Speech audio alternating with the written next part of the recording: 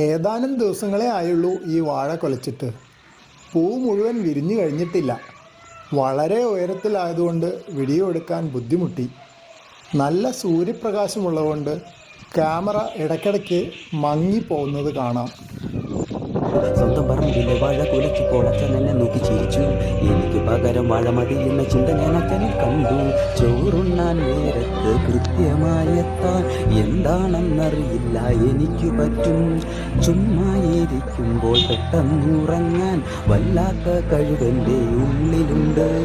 ദേഹം വിയർക്കുവാൻ എനിക്ക് വയ്യ, അതുകൊണ്ടാ ഞാനിന്നും പണിക്കൊന്നും പോകാം. നേന്ത്രവാഴക്കുല വിരിഞ്ഞു വരുന്നത് കാണാം. ഏതാനും ദിവസങ്ങളേ ആയുള്ളൂ ഈ വാഴ കുലച്ചിട്ട്. പൂ മുഴുവൻ വിരിഞ്ഞു കഴിഞ്ഞിട്ടില്ല. വളരെ ഉയരത്തിലായതുകൊണ്ട് വീഡിയോ എടുക്കാൻ ബുദ്ധിമുട്ടി.